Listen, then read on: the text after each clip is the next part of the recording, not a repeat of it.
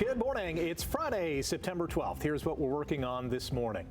The NHL says 5 players acquitted of sexual assault will be eligible to play in the league.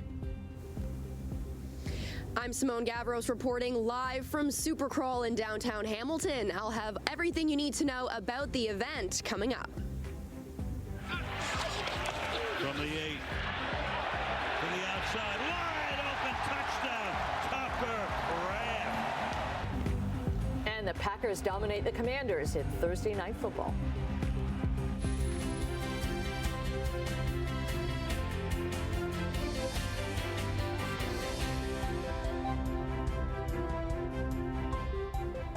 It's Friday. Mm-hmm. Woo. Yeah, look who joins us today. Here. Yay, it's Friday. Hi, Shelley. Hi. How are you? I'm fine. How are you? I'm here just for Friday. Let's see how we're getting a start to this Friday morning on the 403. Behind me here, you can see, well, a little bit of volume in both directions, nothing too major. And keep in mind, there could be some foggy patches in some areas, but once we get through that, it will be a pretty clear morning. Let's have a look at a few more cameras now, and we're looking at the Garden City Skyway on the west side, pretty lightly traveled. That's out in the St. Catharines region. QEW Niagara Street, no problems there. And heading back to the Burlington Skyway Bridge, looking at the Hamilton side, well, traffic is moving pretty good. And on the Burlington side, no issues there. But a friendly reminder, tonight at 10, we will have 2 lanes, Niagara bound over the Burlington Skyway, closed once again until 5 a.m. on Monday. So as I say, pack your patience over the weekend. QEW near North Shore Boulevard, no problems there. Seeing a little bit of volume starting to fill in Niagara bound towards the Burlington Skyway. Looking good at the junction. Again, just some typical volume there, and east of Brant Street through Burlington. Along the QEW, traffic moving towards us. That is your eastbound Toronto bound commute. You can see it slowly starting to fill in, but so far so good, and hopefully we keep it that way. That's it for now. Back to the desk. Thank you, Shelley. The union representing Canada Post employees is set to update the public on contract talks at 10 this morning. Leaders of the Canadian Union of Postal Workers will take questions and push back against what they call misinformation around the long-running bargaining process, now stretching past a year and a half. The union's most recent proposal, tabled late last month, sought higher wages while allowing some flexibility for part-time workers. Canada Post has yet to formally respond, but says any expectations must reflect the corporation's bleak financial outlook. Welland's Mayor Frank Campion has met with Premier Doug Ford to discuss bail reform after a rally outside court in St. Catharines where people gathered to support a young girl and her family after a sexual assault during a break-in. A registered sexual offender has been charged. In a letter, Campion says his community, quote, continues to grieve the tragic, horrid act that has shaken their collective sense of safety. The wounds run deep, he says, and will leave a lasting scar for so many in our community. He also said he wants the Premier to press the federal government on bail reform, saying we owe this little girl proof that we did not sit idly by. The 70-year-old man accused in a crash that killed a toddler at a daycare north of Toronto has been granted bail after his first court appearance. He's accused of dangerous driving causing death and bodily harm after a 1.5-year-old child and 6 other kids were hurt in the crash on Wednesday. One child remains in critical condition. Police have said they don't think the crash was intentional, but they haven't said what may have triggered it. Parents and members of the community left flowers and teddy bears in front of the Richmond Hill daycare. You know, I drive my daughter here every morning, drop her off. I still want to keep that going, and I dropped some flowers off for the families here. And personally, we're obviously very happy that our daughter's with us and safe. But obviously, we're pretty traumatized at the fact that this happened so close to home. This is our home. Ontario's education minister says the government is proposing safety changes after this incident. Paul Calandra says it wants operators and municipalities to prevent the use of parking spaces that are next to entryways, windows, and exterior walls of classrooms or playgrounds at childcare facilities, with some exceptions. He says officials have been directed to find any vulnerabilities that need to be addressed ahead of the upcoming legislative changes. The NHL says 5 players acquitted of sexual assault in London can sign contracts with the league starting October 15th, and they can start playing as of the 1st of December. Dylan Dubé, Cal Foote, Alex Formanton, Carter Hart, and Michael McLeod were cleared in July, but remain ineligible to return to the ice pending a league review. The league says the players' conduct fell woefully short of the standards and values that the league and its member clubs expect and demand, adding that the players expressed regret and remorse for their actions. Members of Parliament will get to debate two pieces of legislation this fall to make it harder for people accused of certain crimes to get bail. Both Liberals and Conservatives plan to introduce bail reform bills when Parliament resumes sitting. Conservative leader Pierre Poilievre says his party's bill would require people accused of certain crimes to prove that they should get bail. We will strengthen bail laws by mandating judges also consider the accused full criminal history and prevent anyone with prior major convictions from getting bail. During the spring election campaign, Prime Minister Mark Carney pledged to make bail laws stricter for people accused of home invasion, car theft, and violent and organized crime. Supercrawl is going to be taking over downtown Hamilton this weekend. It's the 17th annual. There's going to be so much to see and do. Simone Gavros joins us from James Street North with what you need to know. Well, and at the three-day street festival always attracts so many people. Last year, there were 285,000 people that came out all weekend long. And you can see here behind me that one of the stages is already set up because people are coming out for music. There's going to be food vendors, art installations, and everything in between.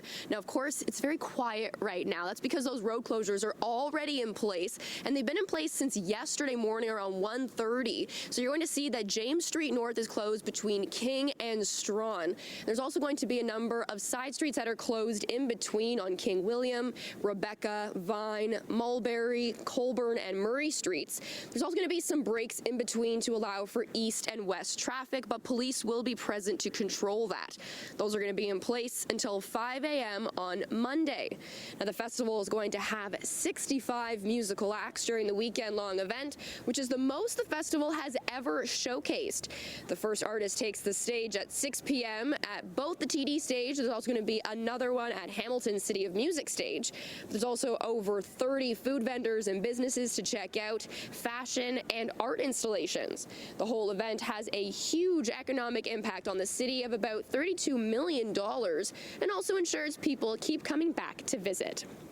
Now, coming up, I'll be speaking to the festival director, Tim Podesic, for more about the event, but also be speaking to Hamilton Police about the safety measures taking place for this massive street festival. For now, things back over to you, Rick.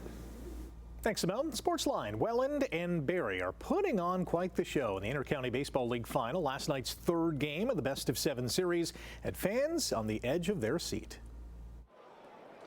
Benitez rocks into the 1-1. Hupe, that sounded loud off the bat. Deep center field. Did he do it again?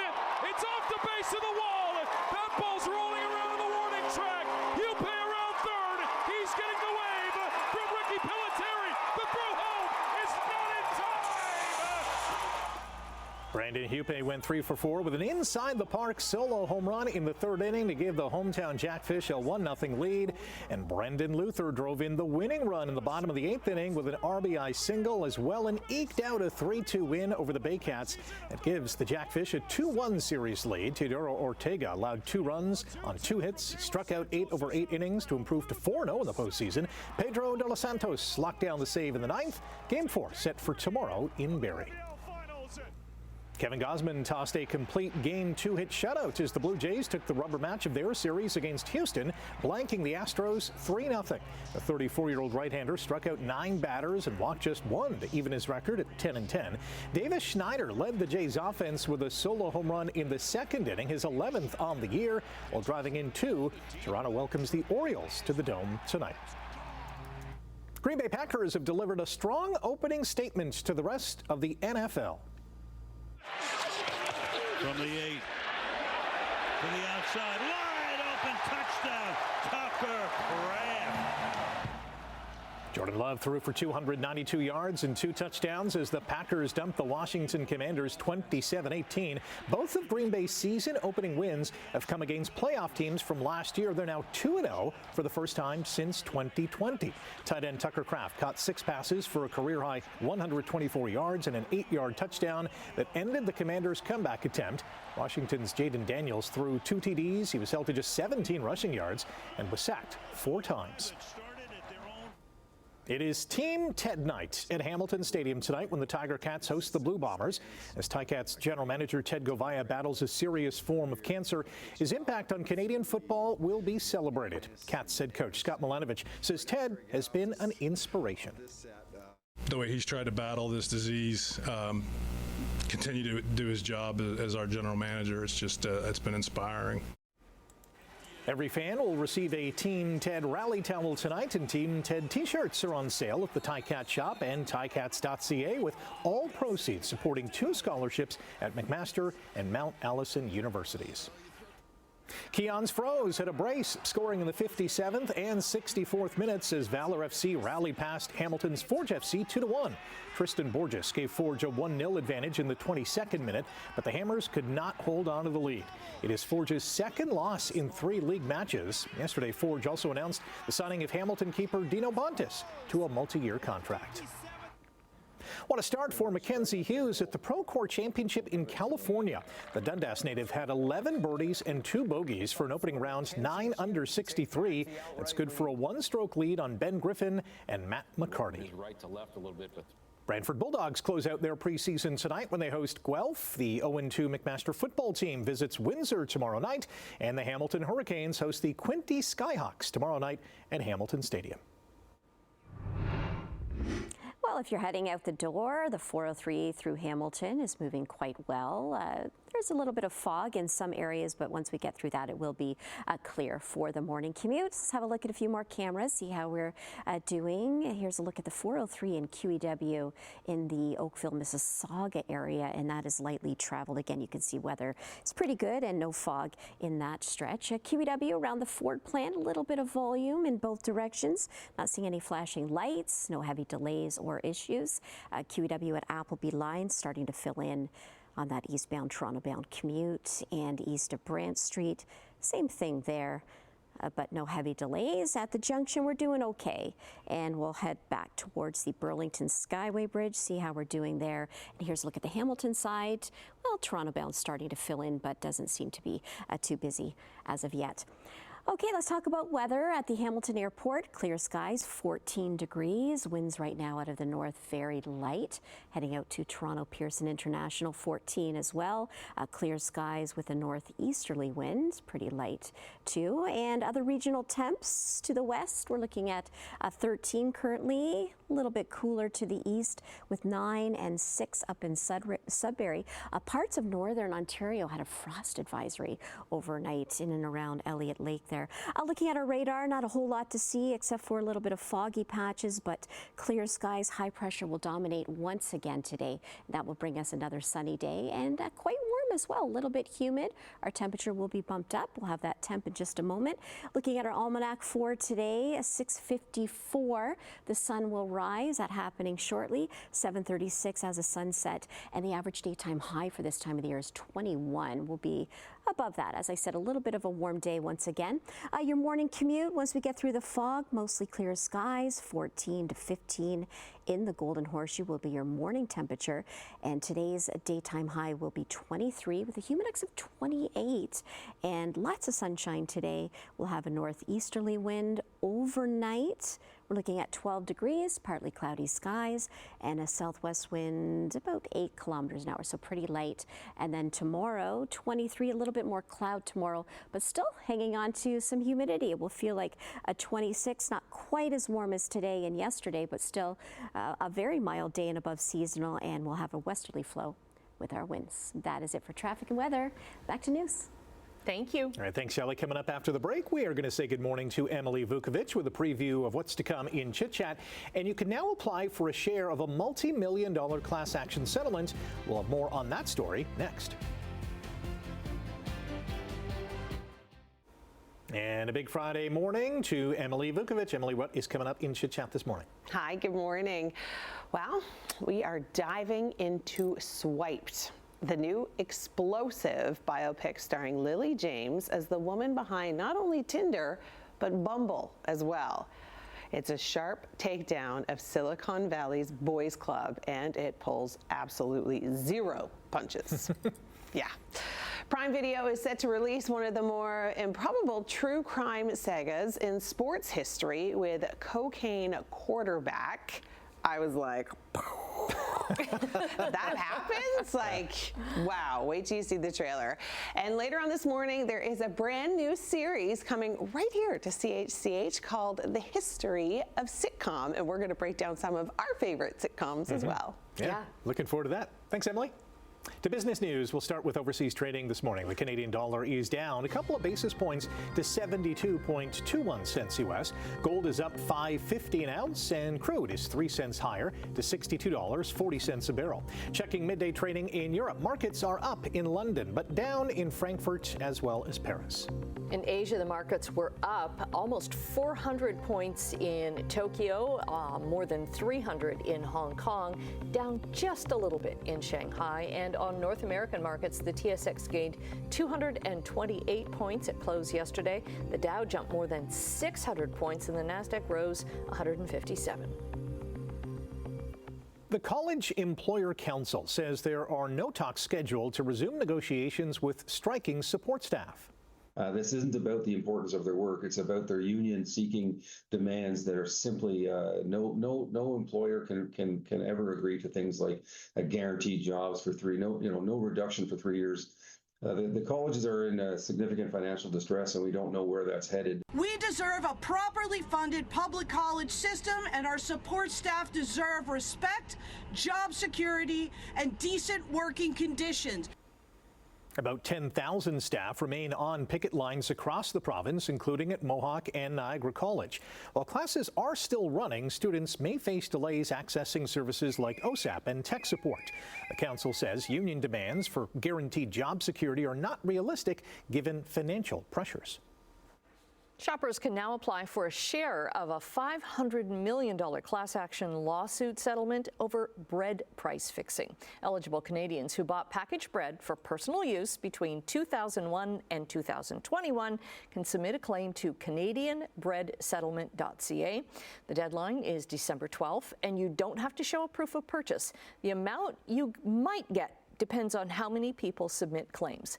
The Ontario Superior Court approved the cross-Canada deal, which includes $404 million from Loblaw and George Weston after they were accused of engaging in an industry-wide scheme to fix the price of bread. Another $96 million is accounted for through Loblaw's 2018 gift card program. It was offered after customers paid about $1.50 more a loaf than they should have.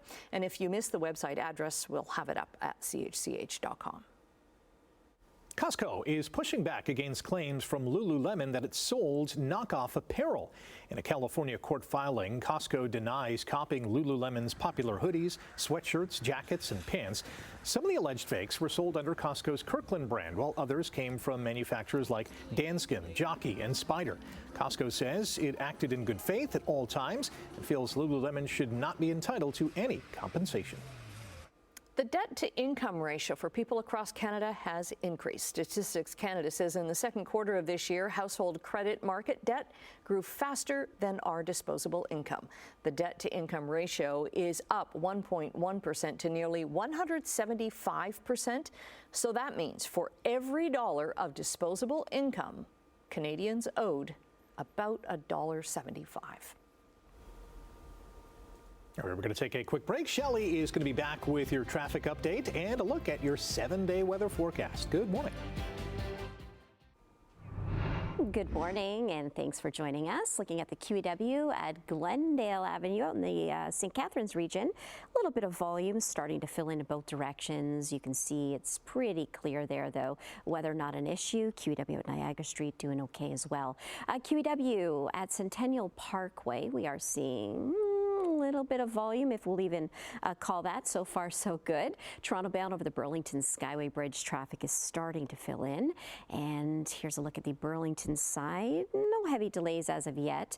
And then the 403 at King Road, yeah, that's starting to fill in a little bit. Toronto bound as you make your way towards the junction. And from the junction along the QEW, both directions, near Guelph line, a little bit of volume there, but again, problem-free.